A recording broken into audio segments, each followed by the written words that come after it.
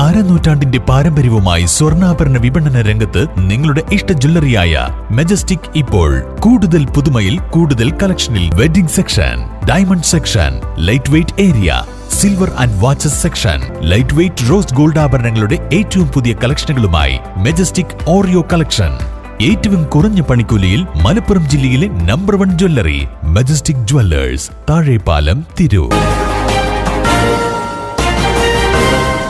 നമസ്കാരം, പ്രഹേളിക ന്യൂസിലേക്ക് സ്വാഗതം. കാടാമ്പുഴയിൽ 13-കാരനെ യുവാവ് ക്രൂരമായി മർദ്ദിച്ചതായി പരാതി. കാടാമ്പുഴ തടംപറമ്പ് സ്വദേശി മുഹമ്മദ് അജ്ഷലിനാണ് മർദ്ദനമേറ്റത്. കഴിഞ്ഞ ദിവസം വൈകുന്നേരം സ്കൂൾ വിട്ടുവരുന്ന വഴിയിലാണ് സംഭവം. മുഹമ്മദ് അജ്ഷലും സുഹൃത്തും സ്കൂളിൽ വെച്ച് ചെറിയ വാക്കുതർക്കമുണ്ടായിരുന്നു.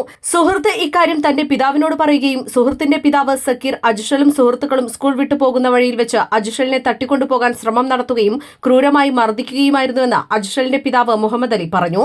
23-ാം തീയതി കുട്ടികൾ സ്കൂളിൽ വരുമ്പോൾ സ്കൂളിൽ അന്ന് സ്കൂൾ ബസ് ഇല്ല എന്ന് പറഞ്ഞാണ് കുട്ടികൾ പോകുന്നത്. ഫസ്റ്റ് ട്രിപ്പ് എടുക്കുന്നത് പിന്നെ രണ്ടാം ട്രിപ്പ് രണ്ടാമത് എടുത്തേക്കാണ്ടാണ് കുട്ടികൾ വീട്ടിലേക്ക് പോകുന്നത്. കുട്ടികൾ നടന്നു പോകുന്നതാണ്. നടന്നു പോകുന്നപ്പോൾ ഇവൻ്റെ കൂട്ടുകാരൻ്റെ ഒരു ഉപ്പ എന്ന് പറഞ്ഞിട്ട് ഒരാൾ സക്കീർ എന്ന് പറഞ്ഞു, ആരും കൂട്ടത്തിൽ സക്കീർ എന്ന് പറഞ്ഞാൽ കുട്ടീൻ്റെ ജാർത്തിങ്ങന്ന് സ്കൂട്ടിയിൽ ഭയങ്കര സ്പീഡിൽ ഓൺ അടിച്ചുകൊണ്ട് വരുന്നുണ്ടാണ്. അപ്പോൾ ഇവൻ്റെ അനിയനും അനിയൻ്റെ കൂട്ടുകാരനുണ്ട്, 3 ആളാണ് നടന്ന് വരുന്നത്. അപ്പോൾ ഇവർ വരുമ്പോൾ ഇവന് പിന്നെന്താണ് ജാർത്തിങ്ങന്ന് അങ്ങാടിയിൽ നിന്ന് തടംപറമ്പ് റോഡ്, നമ്മളെ വീടിനടുക്ക് പോകുന്ന റോഡുണ്ട്, അവിടെ നിന്ന് 1 കിലോമീറ്റർ പോകാൻ തടംപറമ്പക്ക്. അപ്പോൾ കുട്ടികൾ പിന്നിൽ സ്കൂട്ടിയിട്ട് വന്നിട്ട് ഇടിക്കണ മാതിരിയാണ് വന്നിട്ട് കുട്ടീൻ്റെ ബാഗ് പിടിച്ച് വലിച്ചിട്ട് പറഞ്ഞ ക്രൂരമായിട്ട് ആക്രമിച്ച് ചവിട്ടാണ് കുട്ടീനെ. ചവിട്ടിയിട്ട് കുട്ടിയാണ് തെറിച്ച് പോവുകയാണ്. ആ CCTV ശരിക്കും രംഗം കാണുന്നുണ്ട്. ആർക്കാരും സഹിക്കാൻ കഴിയാത്ത രംഗമാണ്. അങ്ങനെ കുട്ടീനെ മർദ്ദിച്ചിട്ട് മുഖത്തടിച്ചിട്ട് അവന് ചവിട്ടിയിട്ടും കാലിട്ട് വലിച്ചിട്ട്. അപ്പോൾ കുട്ടി പറയാൻ മറ്റേ കുട്ടി പറയാൻ താത്തൊരു പാറക്കല്ലുണ്ട്, അതിൽ വീണ്ടും അടിക്കുകയാണെങ്കിൽ കുട്ടി ജീവൻ പോയെന്ന് പറഞ്ഞ്. പണ്ട് വയനാട് ഇതേമാതിരി സംഭവിച്ചു.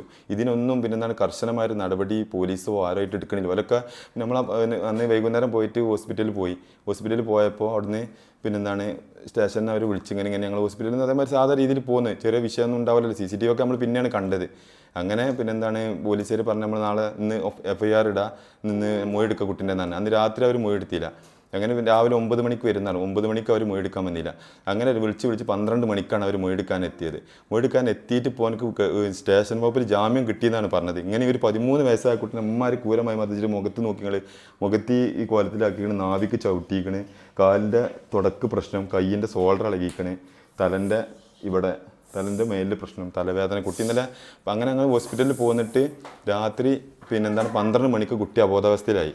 രാത്രി 12 മണിക്കാണ് ഇവിടെ നമ്മൾ നടക്കാവിൽ പിന്നെ അഡ്മിറ്റ് ആവുന്നത്.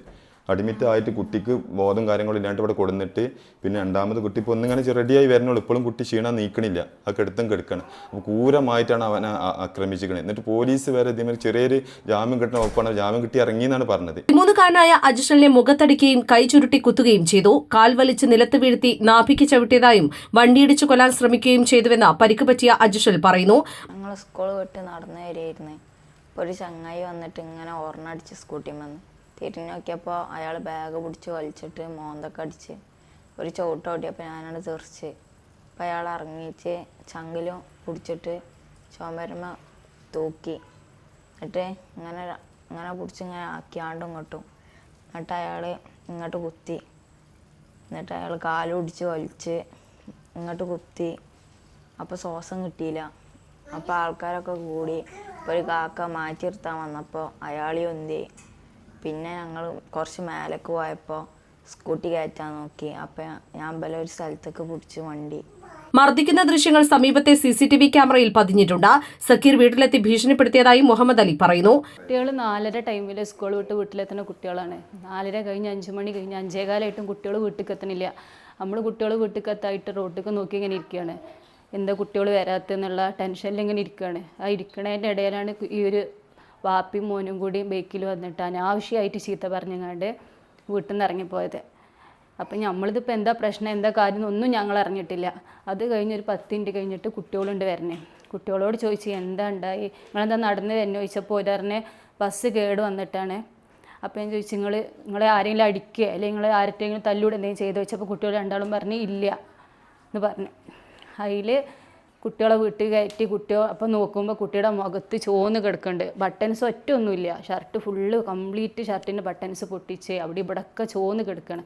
അപ്പോൾ ഞാൻ ചോദിച്ചു എന്താ ഇപ്പോൾ ഇത് ചോദിച്ചപ്പോൾ എന്നോട് പറഞ്ഞ് കരഞ്ഞുങ്ങാണ്ട് പറഞ്ഞ് ഞാൻ ഒന്നും ചെയ്തിട്ടില്ല അമ്മച്ചിയെ, എന്നിട്ട് ഇന്നൊരാൾ വന്നിട്ട് അടിച്ച് എന്നെ കൊല്ലാൻ നോക്കി ഞങ്ങൾ പോരുമ്പോന്ന് പറഞ്ഞ്. അത് കേട്ടുങ്ങാണ്ട് കുട്ടറപ്പാക്ക് വിളിച്ച് ഞാൻ ഇങ്ങനെയൊക്കെ ഉണ്ടായിക്കണേ എന്ന് പറഞ്ഞിട്ട്. അത് കഴിഞ്ഞ് കുറച്ച് കഴിഞ്ഞപ്പോഴാണ് കുട്ടികളോട് ചോദിച്ചപ്പോഴാണ് കുട്ടികൾ പറയണത് ഇങ്ങനെ ബേക്കിൽ വന്ന് ബേഗ് പിടിച്ച് വലിച്ച് കൊല്ലുന്ന ഭീഷണിപ്പെടുത്തിങ്ങാണ്ട് ചവിട്ടി ചുമരും ഇട്ടുങ്ങാണ്ട് ഇങ്ങനെ കഴുത്തിൽ പിടിച്ചിട്ട് താത്തിയും പൊന്തിച്ചും ചെയ്തുങ്ങാണ്ട് ഇങ്ങനെ ഇട്ട് മുഖത്തടിച്ചുക, കൊല്ലുന്ന മർമ്മത്തേക്ക് കുത്തുക. ഓനും എൻ്റെ അനിയനും അനിയൻ്റെ ഫ്രണ്ടും കൂടിയാണ് നടന്നു വരുന്നത്. അതിൽ കൊല്ലുന്ന അറിഞ്ഞങ്ങാണ്ട് സ്കൂട്ടർ ഫ്രണ്ടിൽ കയറ്റി കൊണ്ടുപോകാൻ നിൽക്കുമ്പോൾ അനിയൻ ചാവി ഊരിയിട്ട് കുറച്ച് ദൂരത്തേക്ക് എറിഞ്ഞപ്പോൾ അത് എടുക്കാൻ പോയ ക്യാപ്പിലാണ് കുട്ടികൾ രക്ഷപ്പെട്ട് ഏതോ ഷോർട്ട് കട്ട് കൂടിയൊക്കെയാണ് വിട്ടുക്കാൻ നിൽക്കുന്നത്. കാലിനും തോളലിനും പരിക്കേറ്റ അജ്ഷലിന് മൂത്രവിസർജനം നടത്താനും ബുദ്ധിമുട്ടുണ്ട്. നിലവിൽ വളാഞ്ചേരി നടക്കാവിൽ ആശുപത്രിയിൽ ചികിത്സയിലാണ് മുഹമ്മദ് അജ്ഷൽ. കാടാമ്പുഴ പോലീസ് സ്റ്റേഷനിൽ പരാതി കൊടുത്തെങ്കിലും 13-കാരനെ മർദ്ദിക്കുന്ന CCTV ദൃശ്യം പോലീസിന് ലഭിച്ചിട്ടും മർദ്ദിച്ചയാൾക്കെതിരെ നിസ്സാര വകുപ്പുകൾ ചേർത്ത് കാടാമ്പുഴ പോലീസ് സ്റ്റേഷൻ ജാമ്യത്തിൽ വിടുകയായിരുന്നു.